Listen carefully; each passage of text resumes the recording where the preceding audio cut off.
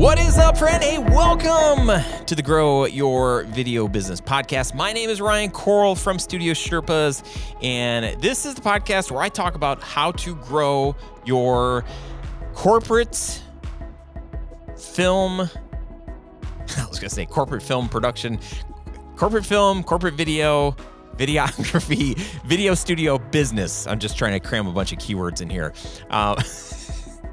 It's what I do. So on this show, I cover how, oh my gosh.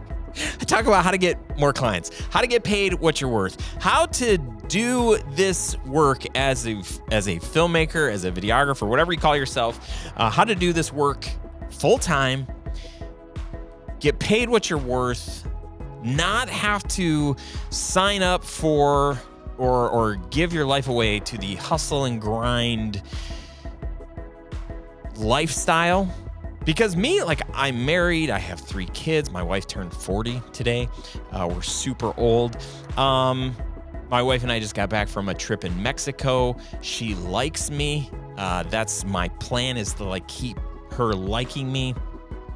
And I've run my own video production business for almost 2 decades. This year will be 18 years in business. And we've definitely had some trying times over the years as a married couple, as parents, as a family unit. But I realized a long time ago that I did not want to build my life around my business. I wanted to build my business around my life and around my dreams and my goals. And my goal isn't to just build a massive video production company that, does huge work for big brands and whatever. That's not my heartbeat. Maybe it's yours, and that's totally fine. What I'm hoping to do is to be able to equip you with some of the things that I've learned, mistakes that I've made, things that I've done right, so that you can really build the kind of business that is exactly what you want. Most of the time, creatives in general that start businesses don't charge enough, and they didn't go to business school, so they don't know how to market themselves. They feel salesy when they're talking about what they do, so they don't like to talk about what they do. They just hope that people see the work that they do and hire them. And that's a really hard way to build a business that is sustainable, that can support itself, that can grow. And that's really where this idea of grow your video business comes from. It's not hire tons of employees and let's make $10 million and, every job has to be 6 figures, or you have to work with the biggest brands. That's not it. That stuff is fine. And that stuff can happen. Sometimes it should happen depending on what your goals are, really where you want to be working and kind of projects you want to be doing and all of that stuff, what brings fulfillment to you. But if you're not able to do, if you have this gift of storytelling, of video creation, of as a photographer, as a DP or whatever, writer, director, if those are your strengths, your skills, if you're not able to use them, then you're going to be frustrated, and you're not going to be living to your fullest potential. This is not a Tony Robbins seminar, although that could be cool. My hope and goal is to equip you with some business principles, some inspiration, some things that you can do to build a business that lasts for a long time and that gives you a fulfilling life. So you're not stressed out. So you're not working 80 hours a week if you don't want to. If you have a family, you want to invest in them. If you live in a community, you have friends, you want to invest in them. You want to be available for other things outside of work. I want to help share what I've done in my own life to be able to get to that spot. And there are things that I'm still trying to refine and become more efficient at and even make more money. But not for the sole reason of having a lot of money, but because I want to make a big impact in this world in a lot of different ways. So having a business where I'm able to do my sweet spot, do the thing that I feel like I'm created to do, there's certain things that have to happen in order for this business to run. So that's what this show is all about. and I'm glad that you're here with me. Thanks for that. The world's longest introduction. This episode of the podcast is brought to you by Storyblocks, and you'll hear a little bit more about them later in the episode. So if any of that sounds familiar, good, you resonate with it, then you're in the right place, and I'm glad that you're here. Today's episode comes from a question that I got from Kyle Randy, who is a part of our Grow Your Video Business Facebook group. If you're not in the group, go there. Get in there. It's studiosherpas.com/community. Become a part of our community. It is a safe place as a filmmaker, as a business owner, to be able to ask dumb questions. I won't judge you. I mean, I might laugh at you, like, if you're not looking. Just kidding. Am I? No, I'm joking. I am a little bit sarcastic, but it is a safe place for you to be you, to ask questions, to connect with other people that are doing this work as filmmakers, as videographers, people that want to build meaningful businesses that support their life. So get inside that group. It's a great place to be. If you're not connected with others, man, it's like you don't have to be alone in this work. If you felt like you're alone, you don't have to be alone. There's your invitation. Go to studiosherpas.com/community and get inside of our Facebook group and get to know some other people that might be local, that might be across the world, but that could serve as encouragement for you, that you could encourage, and maybe you could hire for a project. Maybe you could get hired. You know, there's lots of opportunities there for growth and all that stuff. So Kyle's question, let's get into Kyle's question. He says, for those of you who have hired employees to help in roll on shoots and help with editing, what are some good things to know? Successes and mistakes. What did you do with finances to be able to keep someone on when you were between the point of being too busy, but not just enough to pay full time with benefits? Lots inside of this one. So I've kind of summed this up. To hire or not to hire? That is the question, or when to hire. So I've got a bunch of mistakes that I've made that I want you to learn from. And I love how Kyle's asking this question because he's like, he doesn't want to hire too soon, right? Because there's a lot of bad stuff that seems like could happen if you do hire too soon. And that's probably one of the biggest questions I get is like, when should I hire somebody? Not going to necessarily cover that. I think I'm going to talk around that. But let's just, I'm going to go through this list. I tried to make, I got up to like 9 mistakes and I was like, can I just get an even 10? I probably can. And I probably will talk about more mistakes, but I only got up to 9. So we'll see where we end. The first mistake in hiring is not being clear on roles. My first full-time hire was at the time it was a total godsend. I was shooting primarily weddings. I was doing other stuff too, but some nonprofit videos, some small business videos, some random projects for the church that we worked at, a little bit of everything, but mostly weddings. And that meant like I wasn't around in the summers anymore. So my friends were always like, hey, Ryan, we'll have a bonfire without you. We'll see you like next year.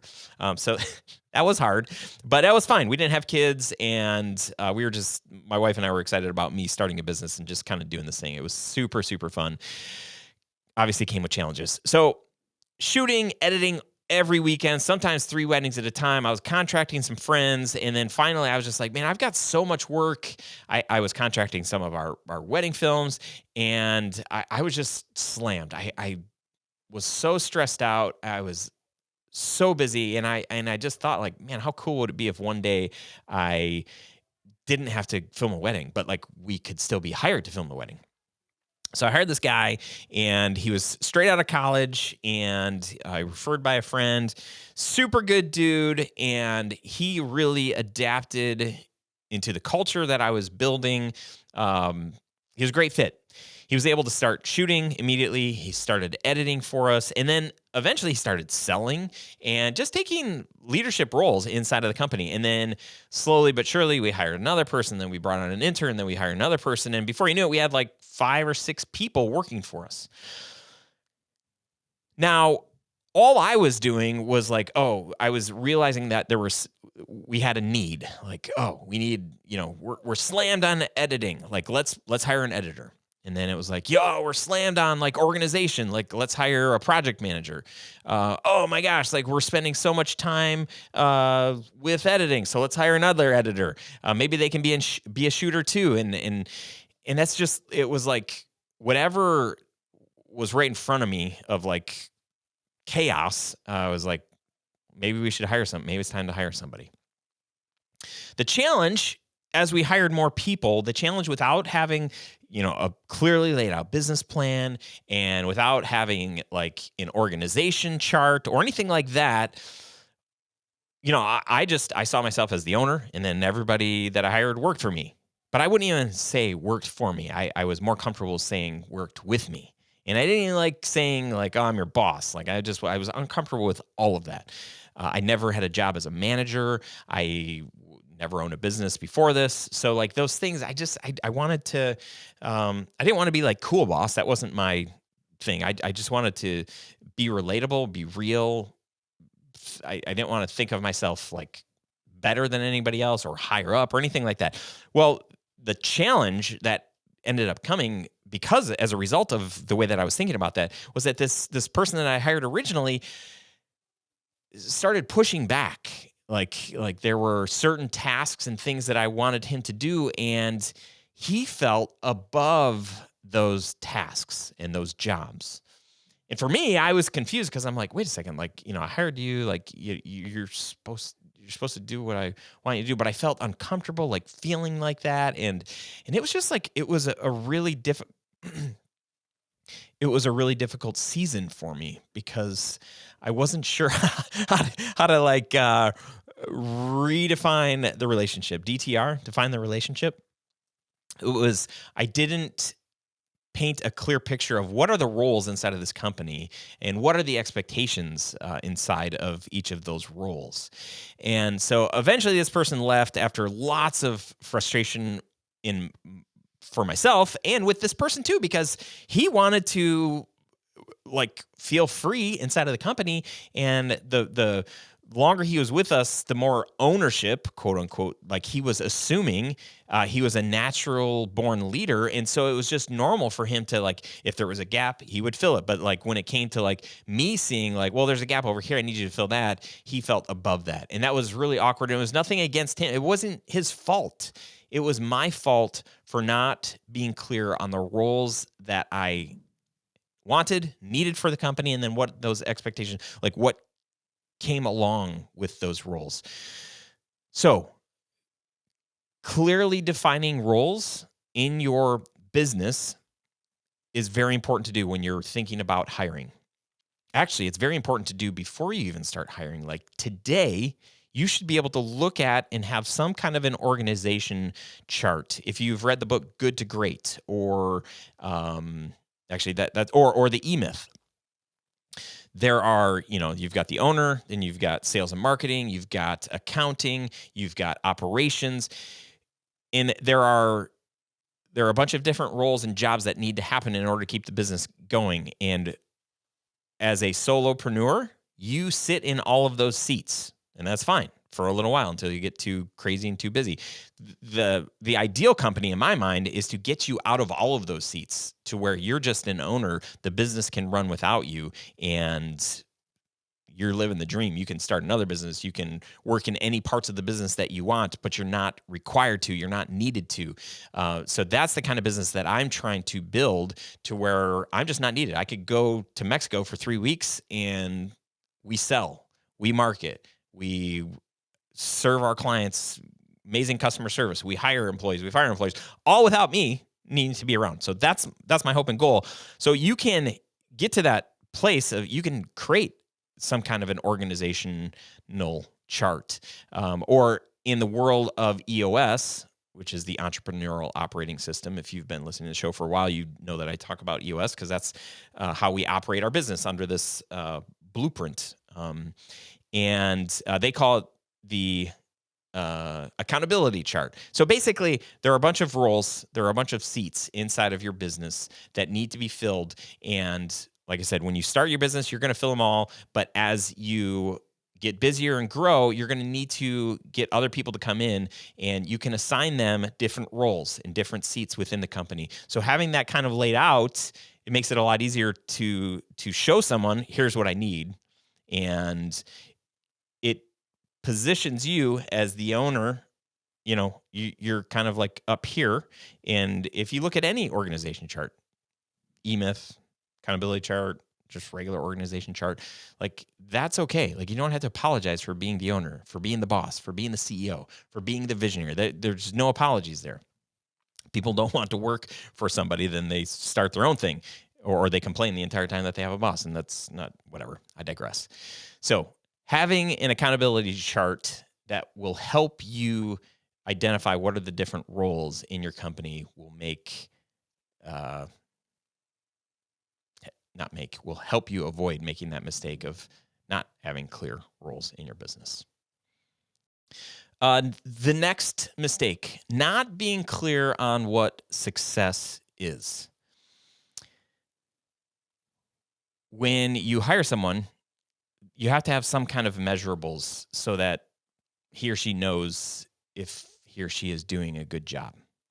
And those measurables can be numbers based. So if you hire a salesperson, you could say like, hey, by the end of each month, you need to have had 10 phone calls with potential clients, and you need to have had 2 of those people book. So those are measurables, so that by the end of the month, you can say like, okay, well, you either did your job or you didn't do your job.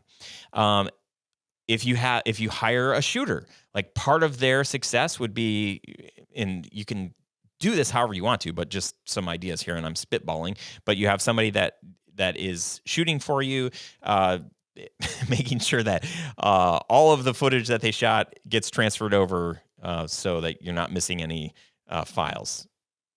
I don't even want to there's one event a long time ago where one card didn't get transferred, and it still haunts me. Still haunts me to this day. So like copying over all the footage, obvious. Maybe you have a customer survey that you send out to everybody post a film day, and it's just like, hey, checking in to see how our filming went.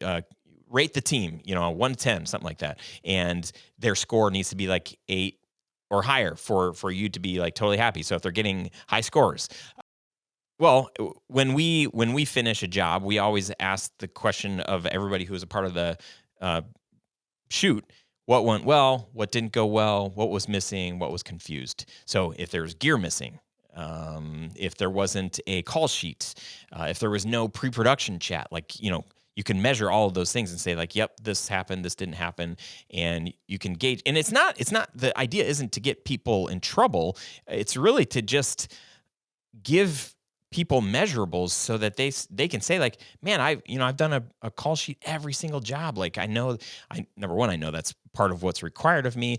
And number 2, I do it, or I don't know what's required of me, and I either did it or I didn't do it. Like that's confusing. And that's really, it's hard to know if someone's doing a good job, if you're not even clear on what the job is that needs to be done. So being clear on what success is, defining that, very, very important. This is one of my favorites, and I think I stole it from Patrick Lencioni, who's an awesome author. He's written one of my favorite books called Death by Meeting. So good. But he's written a bunch of books, and he typically writes in fable form, which is a really fun way for me to read. We hire and fire by our core values. So a mistake that I made early on is not having core values. When we started adopting core values, I could say to my employees like, hey, like these are the 3 core values. If you're living up to these, you're in a good spot. If any of them you're struggling in or with, we're going to try to figure out how to help you kind of raise your game in those areas. And if you're just not able to get there, then it's obvious that you're not a good fit for the company, because we hire and fire by our core values. And then when I interview somebody, I say the same thing. Hey, here are our core values. totally fine if you don't align with them. If you don't align with them, let us know now, because you're not going to enjoy this work, and we're not going to enjoy you working for us. But just so you know, this is how we hire and this is how we fire. So again, creating expectations on the very front end. It was a little bit. It wasn't weird when we adopted these core values, and I had to go to my team and say, like, hey, these are the core values. I already knew that the majority of my team aligned with those core values. And for the people that didn't, I had 4 people that didn't align with those core values. And slowly and surely, they all left. So it made my job super easy. I didn't feel guilty for having to fire somebody, because it's like, hey, in the core values that I stole from Patrick Lencioni, humble, hungry, smart. And most of the time, the people that have moved on from working at Tell Studios, it's because they're not hungry anymore. So they came to work for us, and they were super excited, fired up about all the things that we're doing, loved our storytelling, loved the videos that we're creating, loved our clients, loved our studio, all of the things. And then they get burnt out, or they, whatever, they lose that fire, that hunger inside of them to go above and beyond for our clients, to go above and beyond for our team, to really just think like, how can I take this project to the next level? How can I improve my skill? Like, what do I need? What do I need to do? Asking that question, what do I need to do to grow? Like, how can I be challenged? Like, how can you challenge me? Like, what are the things? For us, that's typically the area where people just kind of like fizzle out. They just aren't hungry anymore. And that's a healthy conversation to have. It's an easy conversation to have. Like, hey, out of the 3 core values, like, which one do you think you're the strongest in? And the, person would say, and then, okay, well, which one do you think you're the weakest in? It's probably this one. All right. This one, I would say, I would either agree with them and say, like, I agree, like, that one is your weakest. Or if they don't say the same one as me, I would say, like, okay, well, that's interesting you say that one. I see this one. Either way, like, we need to get those numbers up. And I have them rate themselves, on a scale of like 1 to 3, 3 being the highest, 1 being the lowest. Those all need to be 3s. And if they're not, we need to work your way there. And if we can't get you there, then we'll have this conversation in a month or in 60 days or whatever, and decide, like, does it make sense for you to stay here? Because I don't want to keep you here if you're not, like, fired up to be here. And you shouldn't want to stay here if you're not fired up to be here. So not having core values is the mistake. So the opposite is to create some core values, not things that you would like to be, but things that you're practicing today, who you are today, and what you're about, and what you want your company to be about. Another mistake that I made early on, when I started hiring people, is all communication related. This one and the next one are both related, but this first one is not having a daily check-in. So at our peak, I think we had 9 people working for us. Today, I have 4 full-time, couple of part-time, handful of part-time, bunch of part-time, bunch of part-time, bunch of contractors, but 4 people. And a long time ago, like when I had 9, there was a lot going on, and we used Basecamp to store our projects. And then I forget what, like, chat tool we used, but we had a place where we would chat online and kind of chat with each other, talk to each other. But not having a daily check-in was, I think, devastating. So here's what I mean by daily check-in. Today, every day, Monday through Friday, the team checks in, and it used to be a standing meeting. We used to all when everybody worked at the studio, we would go into the kitchen area. We'd stand around we have a high top, like, big dining room table that's tall, and we would all stand around the table, and everybody goes around, shares their number. How you doing on a scale of 1 to 10? Any highlights, from last night or today that you want to share? And then, I might say, like, oh man, today I'm a 9.5, just got back from Mexico, fired up, but like, I got a lot of work to do today, but excited to be here. So that would be my number. And then the next person would go, and we go around a circle. And then the second round of questions is, what are you going to complete today? By end of day today, not like what are you working on, but what are you going to complete? And if you're working on a big project, you're obviously not going to be able, you're probably not going to be able to finish that whole project today. So what I tell the team is like, what part of that project are you going to finish today? And maybe it's just like, you're working on this project that you need to write a script for. So you're not gonna be able to write the whole script, but like, by end of today, I'm gonna finish the intro. So it just helps you get in a mindset of like, by the end of the day, did I do the thing? Did I do it or not? Well, if you're working on the script, well, I worked on the script. If I got distracted and I did these things, and I'll get back to it tomorrow. If you try to create like measurable things that helps you feel accomplished and know that you're getting closer to being done. So we're in that practice of sharing. Okay, this is what I plan on getting done. This is my highest priority of the day. This is what I'm going to do by the end of the day. And then the last question is, do you need help from anybody? Is there anything you need help with? Anything from anybody here? Those two questions, one shows accountability. Like, here's what I'm working on. My highest priority today is to do this thing. Now that gives our project manager an opportunity to hear like, he thinks that that's his priority, but I've got on my list for him that he needs to be doing this today. This is what I need. This is my highest priority, and he didn't even mention that. So I'm gonna have to talk to him about that. So it gives visibility on what people are working on. Again, not to like get anybody in trouble, but we can easily not be on the same page. So having that opportunity to let everybody talk about, here's my priorities, is the thing I'm going to work on. Super, super helpful. And then the last question, that third question, is there anything that you need from anybody here? Again, it allows people to say, like, if you told me that you were trying to get this script done, I could say, oh, Ryan, I had a really good idea for that script. Let me talk to you, real quickly after this meeting about that idea. Or, hey, I know you're working on that, whatever. If you have ideas or insights, or maybe you did that and you didn't realize it was that person's job, you can like tell them in that spot, oh, I already followed up with that client, or that client called this morning and I already talked to them. So it's just like a one place, first thing in the morning, we're all connecting. We're opening with like, how you doing? Like, how's your heart? How's your head? Like, where are you at today? And if people have like given like, I'm a 3 or I'm a 4, like, got no sleep last night. The kids kept me up, super stressed out. I'm not feeling that good. So-and-so passed away, just like give us like a real life, like how, like check in, because we care about each other.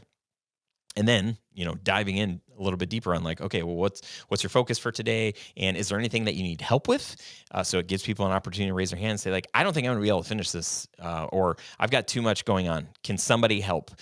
Or somebody else to be able to speak into like, hey, I heard you say that you're working on that thing today. I would love to help you, or it's already been done, or whatever. So not having to daily check in for a long time was a mistake. Once we started doing that, we call it our daily huddle. So helpful. Back when I started my video company, stock footage, it used to be the worst. It was terrible quality, super cheesy shots, and really small selection, and it was really expensive. That is not the case with Storyblocks. They offer affordable subscription plans to their enormous library of stock footage, and with their unlimited access plan, you get access to the whole library, including HD and 4K footage. They've got After Effects and Premiere Pro templates, music, images, sound effects, and more. Seriously, there is tons. There have been so many projects where our team just needed one extra shot. Maybe the day after the shoot, the client was like, hey, this would have been a great thing to get. And we're like, ah. Or in post-production, they're like, hey, it'd be a really cool shot. We've saved our clients and ourselves a ton of money and headaches and heartaches. And we've saved a couple of projects that just needed that one special shot with our Storyblocks subscription. Head over to storyblocks.com/Studio Sherpas to help you create more video with their affordable subscriptions. The next mistake is not having a weekly or monthly meeting to talk more about strategy. So the way that our business is set up, we have a leadership team meeting once a week on Mondays. Mondays are a long day full of meetings.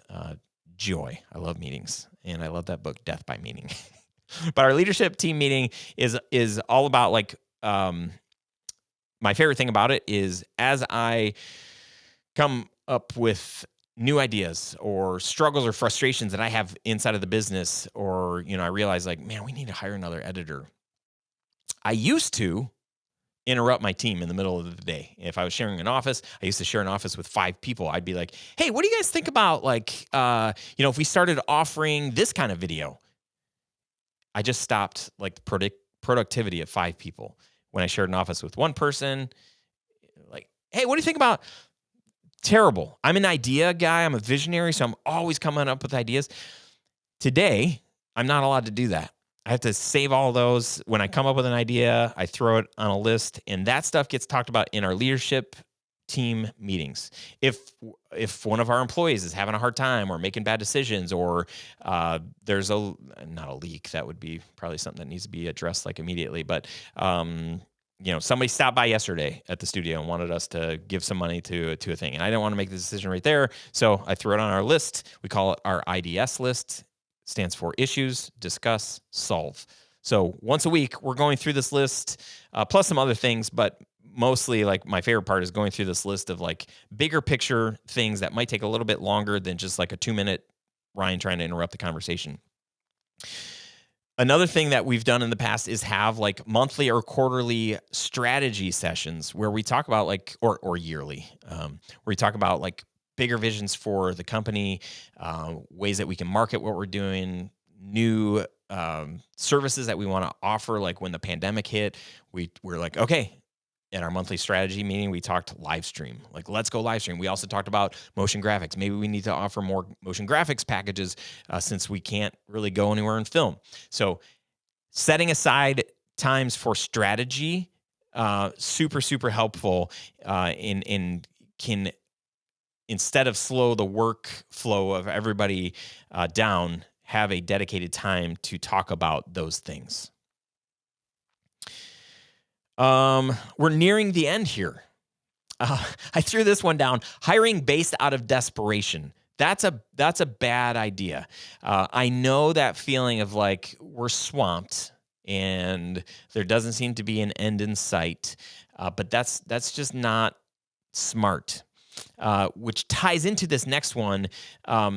Feeling like you have to hire somebody full time.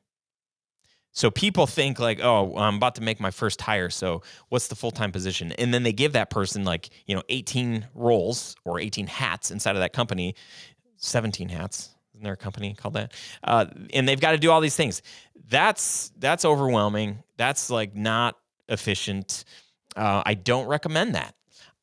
What I recommend is saying like, what's the one area that if you could get help in that you could hire for?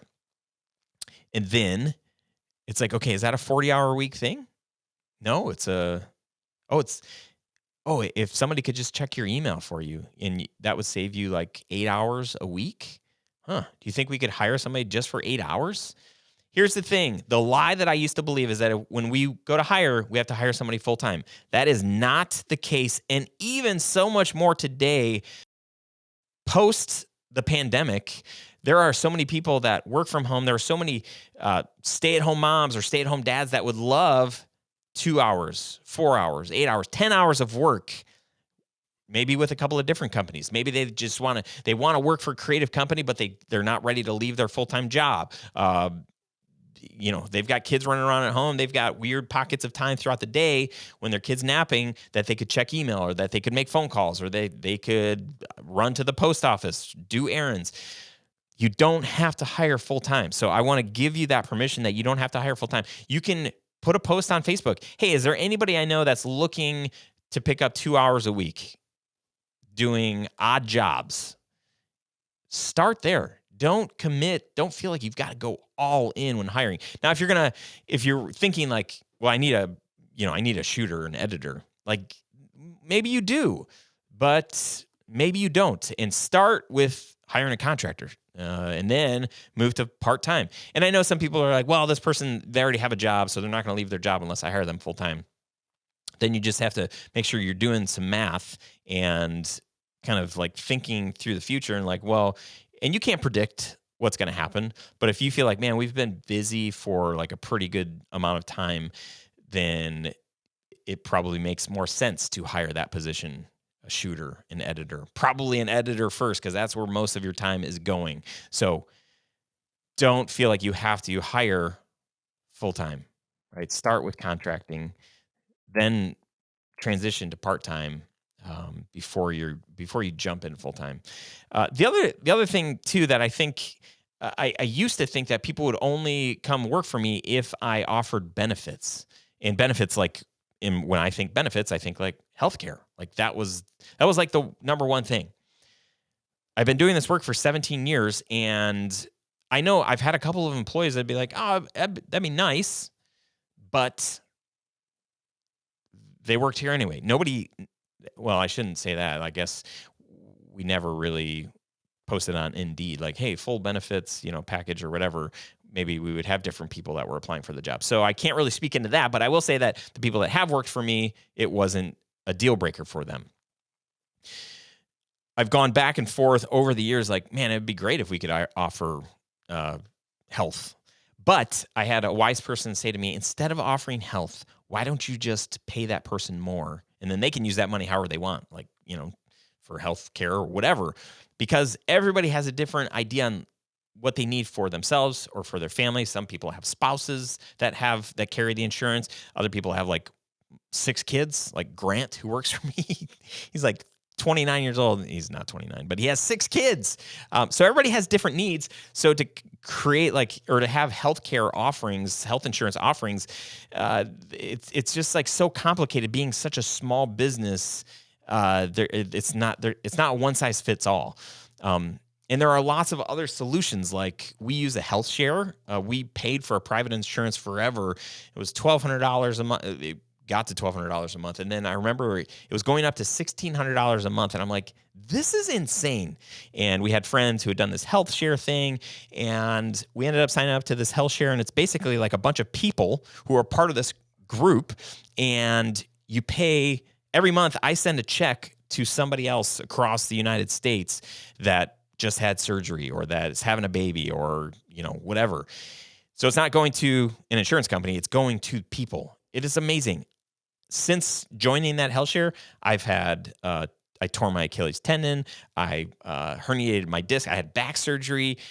We did have a baby, and all of that stuff was reimbursed to us. So we had to pay, like $10,000, and you get a discount when you tell people that you're paying cash. You don't have insurance. There's usually a massive discount. Like for my back surgery, I think it would have cost like $40,000 or $60,000 out of pocket. We had to pay like around $10,000, put it on credit cards, and then we like mail the receipts and all the stuff to the health share, and then we get $500 check from this family, $500 check from this family, and I didn't pay anything for my back surgery. I didn't pay anything for my Achilles tendon surgery. So anyway, pros and cons. Looking at health shares. Great idea. And especially if you have employees that don't have insurance, say like, hey, consider a health share for them. You don't have to pay it, but it's definitely way more. So we pay $540 a month or something like that for a family of 5. We don't have to pay that much. We kind of picked the one that was a little bit more expensive, and they have, I think, plans for as little as like less than $300. So another mistake that we made, almost done, not creating processes and procedures sooner.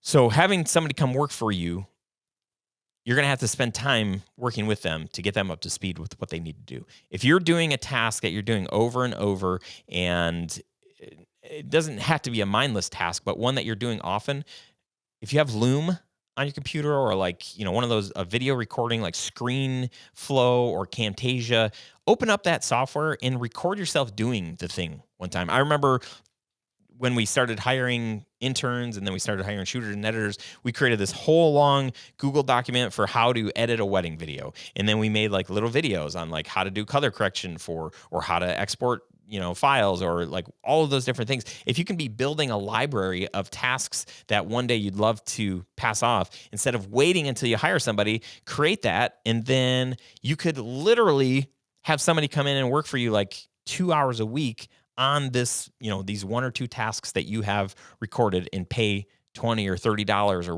whatever. But the sooner you can create processes and procedures for those things, the easier it's going to be to get somebody onboarded doing those specific tasks. So the last, it's not really a mistake. It's more like, the question is, if you don't have steady income, a lot of us operate like feast or famine. It's like, we're all familiar with that. Like super busy, then you wrap up the job and then it's like, oh crap, like, crickets, insert cricket sound effect. So what do you do? Like, how do you hire employees with feast or famine? So this is my piece of advice here. Number one, if you can have 3 to 6 months savings in your business, you are in a good spot for multiple reasons. Like if there's ever a pandemic, having 3 to 6 months savings in your bank account would be a massive, that would just be great. It would be really good. If you're going to hire somebody and you're like, well, it might take 2 or 3 months for them to get, up to speed, and it's going to take a lot of your time to train them, especially your first employee and your first couple of employees. So if you have something to fall back on, if you get slow, or, if you have a savings account, you can tap into that. The other thing that saved us was having a line of credit. I didn't know what a line of credit was, but I think somebody way smarter than me said, like, hey, you should go apply for a line of credit at the bank that you have your business banking account with. And so I went there and I said, hey, can I get a line of credit? And they're like, oh yeah, sure. And I think when I first signed up, I had like a $40,000 line of credit. And it's basically like a really low interest rate. I think it's like 3 or 4%. And I had $40,000. I had this account that had $40,000. So if I wanted to transfer that $40,000 into my checking account, I could go buy a car if I wanted to. Terrible decision. Don't ever do that. I didn't do that yet. And no, I don't plan on doing that. But, $40,000 sitting here in this account. So if clients are slow to pay or something happens, I've got this cushion here, right? Ideally, your cushion is 3 to 6 months savings of your own cash. Backup would be a line of credit. You can tap into this, borrow it, cover payroll. I did that so many times, like especially early on. We got it in 2012, and we just had there were some bumps in 2012, and then again in 2016, and then again in 2020. So to be able to fall back on savings, line of credit, we would transfer money from that account to our regular account, pay it, and then a client's check would clear, and then we'd put that money back in, and had to pay like $17 because we transferred. It wasn't insane. So as you're thinking about, if you're like, I'm just still not sure if we're busy enough to justify, consider those things. Number one, Rocket Fuel. I think it's a great book as you're thinking about the structure of your company. Your structure starts with, there's a visionary, there's an integrator. There's the person that started the business, which is probably you, and then an integrator. This is the person that can get stuff done. Most of the time that's us, solopreneurs, until we're ready to start hiring. And then it's like, oh, then you can start offloading things. The integrator there is, my business changed when I hired somebody to do the integrator role full time. So check out Rocket Fuel. It's by Gino Wickman and Mark Winters, and it will give you a clearer vision if you're confused about what jobs you should be doing, what you're responsible for, what you're gifted at. There's questions there that help you understand those better. And then you're going to hire somebody, you got to have your accounting figured out. It's got to be buttoned up. You should have somebody, unless you're really good at it, that's helping you with your bookkeeping. And then for payroll, having somebody else do that. We used for a long time a service called Gusto, and then we got away from that. We hired Core Group, and they did all of that work for us. It was great to have one team in there, but Gusto, very affordable. I think it's like $30 or $40 a month to manage that stuff. Core Group for our taxes, super, super helpful. But having that stuff figured out, even contractors, you can put contractors on direct deposit, and your pay, your taxes, all those things are automatically paid for you. So you don't have to think through and remember the dates, you get notifications and all that stuff. Do yourself a favor and have somebody else manage that stuff for you. And then if you don't have a business banking account, a place where you've got a business checking and savings account, get one, and then just check in with them and say like, hey, do you guys offer a line of credit? And if so, like, what's the rate? You'll sound really smart if you say that. You don't want it to be a credit card rate. Like, I would never pay my employees with a credit card. The rates are like 17 to 25% or something like that. That is just ridiculous. And I don't know what the going rate of a line of credit is, but I think 4 to 6% is like good. So anyway, okay. In closing, thank you so much for hanging out with me on this episode. Was this a good episode? Is this helpful? I know I feel like I was just like going a million miles an hour. And this was a question that just got posted today. And I was like, ooh, I think I'm going to do an episode on this one. So let me know in the comments if this was good. If you're watching this on YouTube or Facebook, leave me a comment. Let me know what your big takeaway is.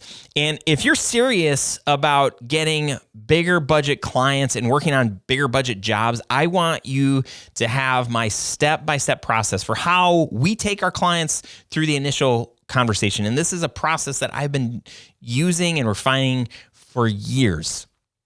And, today, like, it's not uncommon for us to book a $20,000 job, a $30,000 job, $60,000 job. So to have a process to take our clients through those kinds of projects is very, very helpful. If I came across like not sure of myself, not sure of our process, I don't think people would be willing to pay me thousands and thousands of dollars. So the discovery call is what we call that first point of contact where we're talking about a project. This is the format that I've been using for years, and we call it the Ascend method. If you've found yourself in similar situations where you're just like, you don't feel confident about your process, you're not really sure like what you should say, what should be said next, what you should expect of the corporate people that you're sitting with, and you're kind of like, I don't really know this world. If you wish that you could control the room a little bit more and that you would have more confidence in what it is that you're saying without having to sell yourself in this meeting at all. I want you to have this free gift. It's called the Ascend method. It's the Ascend method cheat sheet that's going to walk you through this process. So it's an acronym, Ascend, and it's a 6-step process that you can adapt to your own. I've said adapt and adopt a lot on this episode. You can make it your own, but you can borrow all of it and use it. It's my gift to you. It's free. You can download it at studiosherpas.com/ascend. You can also reach out if you need anything. My email is ryan@studiosherpas.com. We're also on YouTube at Grow Your Video Business, Instagram at Grow Your Video Business, and I'm also at Ryan Coral if you want to see my like sparse posting of my gorgeous family and fun life. You're trailing off there, Ryan. You're talking from a walkie-talkie. Anyway, appreciate you being here. I will see you on next week's episode. Please come back. No, I'm not going to beg you to come back, but it would be great to see you again or to be seen by you again. Okay, I'm out of here. Goodbye.